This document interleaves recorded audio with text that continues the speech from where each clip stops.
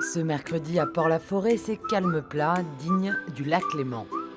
À bord de Cheminée Poujoula, on retrouve l'éco-skipper Bernard Stam et Philippe Legros, accompagnés de leurs préparateurs Ewen Leclèche et Olivier Singelin. Les stagiaires du pôle course au large commencent la journée par des entraînements au départ, une manœuvre qu'ils ne feront qu'une fois durant la Transat Jacques Vabre, mais qui permet de roder le duo. Le bateau, il fonctionne bien, pour autant qu'il soit bien réglé. Donc après, tout seul, ça va plus lentement, quoi.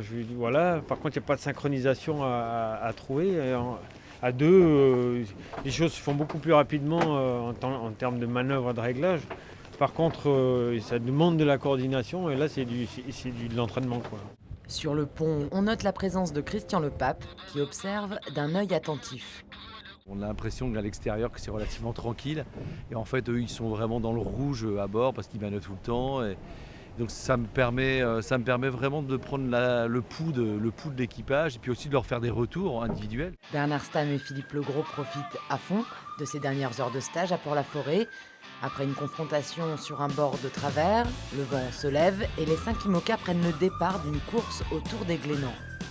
Et ça fonctionne bien pour Cheminée Poujoula, qui se fait quand même doubler par Massif, mais qui garde Safran, PRB et Maître Coq dans son sillage.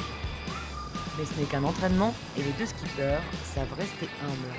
C'est de la confrontation avec ceux qui sont les favoris du plateau, c'est sûr. Et puis que ça nous met dans des situations atypiques. Donc le principe, c'est de faire le plus dur avant la course pour qu'après on se sente plus à l'aise. Par contre, en tirer des conclusions sur qui va gagner, qui est mieux préparé, c'est quand même très très différent de ce qui se passe quand on fait des transats, quoi. Pour les préparateurs, la participation à ce type d'entraînement est essentielle pour que le bateau soit prêt sur la ligne de départ le 3 novembre prochain au Havre. Par exemple, on a fait une petite semaine sans navigation la semaine dernière pour parfaire les différents détails qu'on avait repérés sur les semaines précédentes, et je me rends compte aujourd'hui qu'il y a encore du travail, donc ça va occuper l'équipe jusqu'au départ. La prochaine navigation pour le duo de Cheminée Poujoula sera la remontée jusqu'au Havre. Les skippers feront quand même une petite étape à Douarnenez, histoire de souhaiter bon vent aux concurrents de la Mini Transat.